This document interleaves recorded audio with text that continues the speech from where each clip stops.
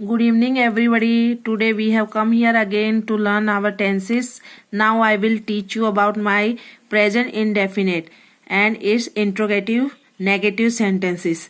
जैसा कि मैंने आपको बताया है कि हमारी पहचान होती है, जैसे ता है, ती है, ते है, ताहू इत्यादि सारी पहचान वैसे ही चलती है जैसे हमारी प्रेजेंट इंडेफिनेट में अफर्मेटिव में थी, नेगेटिव में थी, इंट्रोगेटिव में थी और इंट्रोगेटिव नेगेटिव में थी। आप सबने ये 4 पार्ट सीखे हैं, आज इसका ये लास्ट पार्ट है।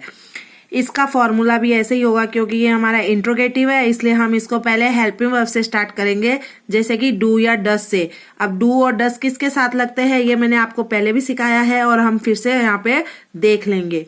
अब उसके बाद आएगा सब्जेक्ट, फिर आएगा नॉट क्योंकि ये हमारा नेगेटिव है इसलिए, फिर वर्ब की फर्स्ट फॉर्म आएगी प्लस ऑब्जेक्ट आ जाएगा, लास्ट में हमारा इंट्रोगेशन साइन आ जाएगा क्योंकि ये इंट्रोगेटिव नेगेटिव सेंटेंस है इसलिए। अब हम स्टार्ट करते हैं। जैसे पहले मैं आपको एक एग्जांपल बताती हूँ कि क्या हम खाना नहीं खाते हैं। क्या इसलिए लगाया है क्योंकि इंट्रोगेटिव बनाना है, नहीं इसलिए लगाया है क्योंकि हमें नेगेटिव बनाना है। अब हमारा सेंटेंस हो गया क्या का। यहाँ पे हमको पहले सब्जेक्ट को पहचानना है। हम यानी वी होता है इंग्लिश में, तो वी के साथ क्या लगता है, डू या डज में से हमें एक चीज यूज करनी पड़ती है। तो जबकि हमने आपको बताया है कि वी के साथ डू ही लगता है तो हम डू से स्टार्ट करेंगे। डू, फिर हमारा हो जाएगा हम का वी। खाना नहीं खाते हैं, यहाँ पे खाते हैं का काम हो रहा है तो ईट वर्ब की फर्स्ट फॉर्म होगी यानी मेन वर्ब होगा। नॉट हमको नहीं का लगाना है और खाना हमारा ऑब्जेक्ट हो जाएगा जो लास्ट में हमने फूड लिखा है और इंट्रोगेशन साइन हो जाएगा। Do we not eat food, ये हो गया हमारा हेल्पिंग वर्ब, सब्जेक्ट हमारा negative word, main verb, object और इंट्रोगेशन साइन, इस तरह से। अब यहाँ पे मैं आपको फिर से बता देती हूँ। आई वी यू दे प्लूरल के साथ डू है और ही शी इट सिंगुलर के साथ डज यूज होता है। सेकंड सेंटेंस है हमारा क्या लड़कियां मंदिर नहीं जाती है। तो क्या लड़कियां यानी एक से ज्यादा हो गया तो गर्ल्स बनेगा। तो यहाँ पे हम प्लूरल के साथ भी डू यूज करते हैं तो क्या का डू हो जाएगा। Do girls not go to temple. मैंने आपको बताया था कि किसी भी प्लेस का नाम लिखने से पहले हम उसके आगे TO2 लगाते हैं, सो हमने यहाँ पे लगा दिया और इंट्रोगेशन साइन लगा दिया। Do girls not go to temple.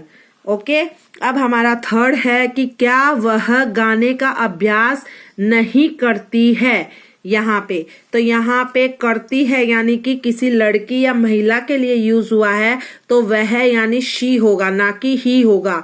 ही हमेशा लड़के और पुरुष के लिए आता है यानी मेल के लिए आता है और शी हमेशा फीमेल के लिए आता है।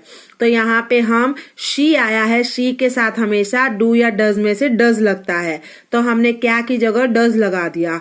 Does she not practice a song, यहाँ पे हमारा हो जाएगा does she not practice a song. यहाँ पे हमारा फोर्थ हो जाएगा क्या वह मैदान में खेलने नहीं जाता है। यहाँ पे हमारा हो गया मैदान में खेलने नहीं जाता है यानी किसी लड़के के लिए यूज हुआ है, मेल के लिए। तो यहाँ भी हम ही के साथ डज लगाएंगे। Does he not go to play in the playground. क्या वह, क्या का डज, वह यानी ही, नॉट नहीं का नॉट आ गया। अब जाने का काम हो रहा है तो गो लगा दिया। टू प्ले, यहाँ पे खेलने का भी काम हो रहा है तो टू प्ले लगा दिया और इन द मैदान में यानी इन द प्लेग्राउंड। इस तरह से हमारा ये सेंटेंस भी बन गया। यहाँ पे हमने देखो सारे सेंटेंस बनाए हैं और सारे सेंटेंस में हमने ये लिखा है कि यहाँ पे प्रेजेंट इंडेफिनेट का ये हमारा लास्ट चैप्टर है यानी कि लास्ट पार्ट है हमारा। ये इसकी पहचान है, ये सारे इसके फॉर्मूले हैं। कल हम इन सब सेंटेंसेस के और इन चारों पार्ट्स के वापस रिवीजन करेंगे। रिवीजन का मतलब होता है री यानी दोबारा, विजन यानी देखना, तो रिवीजन करेंगे।